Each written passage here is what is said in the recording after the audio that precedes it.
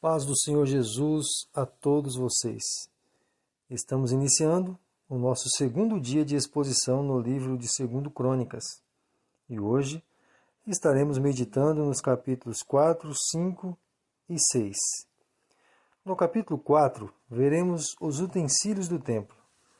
No capítulo 5, veremos a conclusão do templo e a introdução da Arca da Aliança no Santo dos Santos. No capítulo 6, veremos os vários pedidos de Salomão a Deus sobre o templo.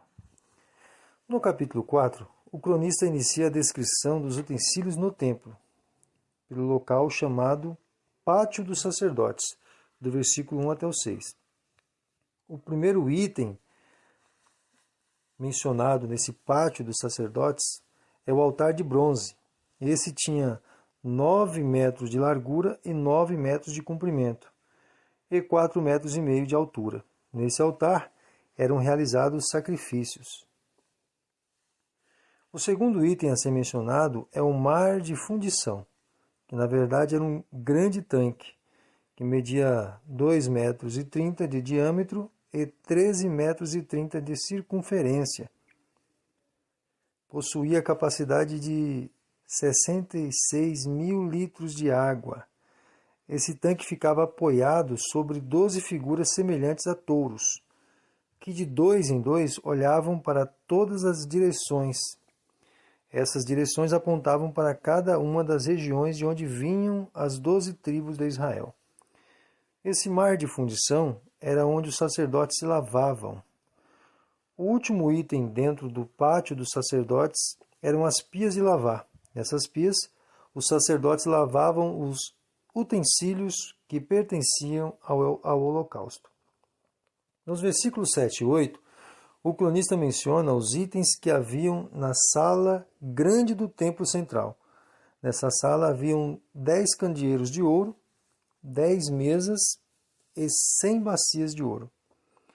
Nos versículos 9 e 10, o cronista volta a falar sobre o pátio dos sacerdotes, pois havia um outro pátio chamado o Grande Pátio. A distinção entre os dois é que um era só para os sacerdotes e os outros para os leigos na adoração. O cronista menciona essa distinção para indicar que o mar de fundição ficava no pátio dos sacerdotes e não no pátio onde os leigos tinham acesso. Do versículo 11 até o 22, o cronista relata o trabalho de Irão-Abi e a decoração feita por Salomão. No capítulo 5, o cronista menciona que Salomão acabou toda a obra na casa do Senhor e trouxe para o templo as coisas que Davi havia dedicado. Não a conclusão completa, mas já dava para trazer os utensílios. No versículo 2 e 3, Salomão convoca todo Israel para uma reunião solene, a fim de que trouxesse a Arca da Aliança para o templo. E o dia dessa reunião era a festa dos tabernáculos, que acontecia no 7º mês. Certamente Salomão dedicou o templo um mês antes de terminar os detalhes finais, no mês 8, como descreve o primeiro livro de 1 Reis, capítulo 6, versículo 38. Não a conclusão do templo, mas os detalhes finais aí, para poder inserir esses utensílios. Do versículo 4 até o versículo 6, temos a descrição de uma marcha que envolvia todos os anciões, os levitas, os sacerdotes, o rei Salomão e toda a Assembleia de Israel para conduzir a Arca da Aliança, assim como todos os utensílios para o novo templo. Essa marcha era realizada com os seguintes detalhes. Os sacerdotes carregavam para o templo os utensílios da tenda da congregação que estava até então em Gibeão. Salomão e toda a Assembleia de Israel caminhava diante da arca, oferecendo sacrifícios de ovelhas e bois diante da presença do Senhor, enquanto a arca era transportada pelos levitas. Do versículo 7 até o versículo 10, temos a descrição da Arca da Aliança sendo colocada dentro do lugar santíssimo, ou do Santo dos Santos. A arca ficou posta no Santíssimo Lugar de tal forma que as asas dos querubins cobriam a arca e as varas que eram usadas para o seu transporte. Essas varas eram tão compridas que davam para ser vista do santo lugar, da outra sala. Os únicos itens que haviam na arca eram as 2 tábuas em que Moisés depositou ali dentro no Monte Sinai, tábuas da lei, dos 10 mandamentos. Do versículo 11 até o término do capítulo, temos a declaração de que todos os sacerdotes e levitas serviam nesse dia sem respeitar os seus turnos. Os músicos cantaram uníssono nesse grande dia de louvor e adoração a Deus pela bênção de ter introduzido a Arca da Aliança no templo. O que segue é uma bela declaração de que nesse momento festivo, a glória de Deus se manifestou no templo através de uma nuvem que o encheu, de modo que os sacerdotes não podiam mais continuar com o serviço. E no capítulo 6, o cronista declara que Salomão reconheceu a nuvem manifesta no templo como a glória de Deus dentro da casa. O louvor a Deus por esse momento, e depois se voltou para o povo e o abençoou. Depois, no versículo 4 até o versículo 6, Salomão louva a Deus por suas promessas feitas a Davi e cumpridas nesse dia através desse templo erguido. Do versículo 7 até o versículo 10, Salomão engrandece ao Senhor Deus por ter concedido a ele o privilégio de construir esse templo glorioso e depositar dentro dele a Arca da Aliança feita com todo o povo de Israel. Do versículo 12 até o término do capítulo, Salomão ora pelo futuro do templo e da nação. Nos versículos 12 e 13, temos a descrição dos movimentos realizados por Salomão antes de orar pelo povo. Ele ficou em pé diante do altar de bronze, depois se moveu para a tribuna de bronze, que media aproximadamente 2,30 metros de comprimento e 1,30 metros de altura, e nessa tribuna ajoelhou-se e estendeu as mãos para o céu. O cronista identifica o local dessa tribuna como que estando de frente para o pátio externo, que seria o pátio dos leigos, e não dos sacerdotes, como diferenciou no capítulo anterior. E nessa tribuna Salomão dirige a sua oração. Do versículo 14 até o versículo 17, Salomão expressa sua confiança no Deus dos céus, o Deus da aliança, e pede para que Deus cumpra a promessa de nunca faltar um descendente no trono de Davi, assim como cumpriu a promessa de erguer esse templo. Contudo, os descendentes não abandonar as palavras dele, lógico. Que eles sejam fiéis, e aí Deus possa cumprir a sua promessa. No versículo 18, Salomão exalta a majestade divina, que está acima de qualquer possibilidade de habitar em templo humano, pois nada na terra poderia conter a grandeza da majestade de Deus. O versículo 18 serviu como introdução para o que Salomão pedirá a partir do versículo 19.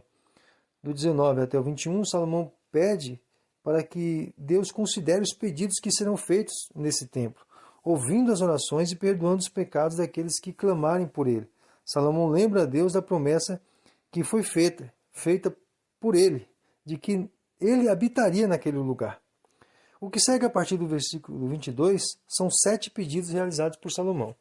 O primeiro pedido, nos versículos 22 e 23, Salomão pede a Deus que decida as causas entre pessoas que jurarem inocência falsamente diante dos juízes. No segundo pedido, versículos 24 e 25, ele pede que Deus perdoe o pecado da nação quando essa perder uma guerra por causa de seus erros diante de Deus, e se forem conduzidos ao cativeiro, que Deus os traga de volta para a sua terra.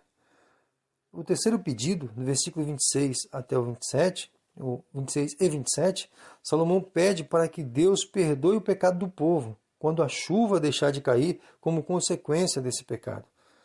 O quarto pedido, do versículo 28 até o 31, Salomão pede ao Senhor Deus que livre o seu povo de todo e qualquer tipo de desastres naturais, cerco de inimigos e até de doenças.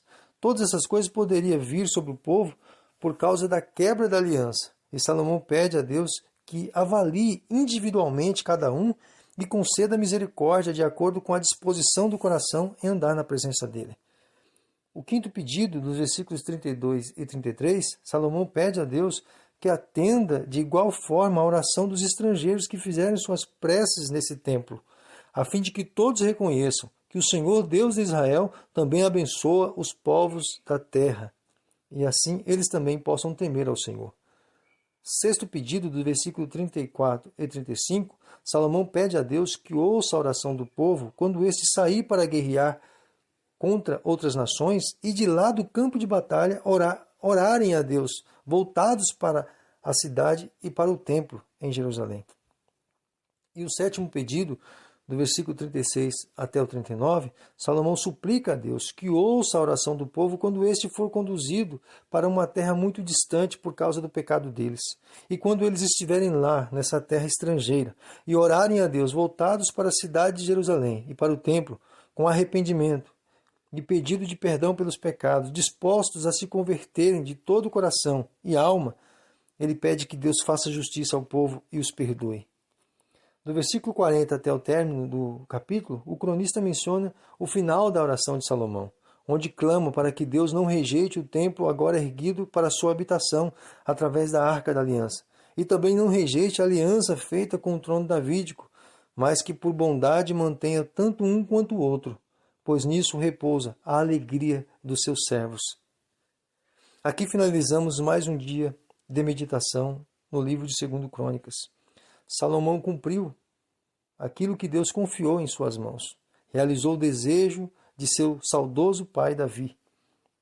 E se apresentou como um monarca que seguiu os passos religiosos de seu pai.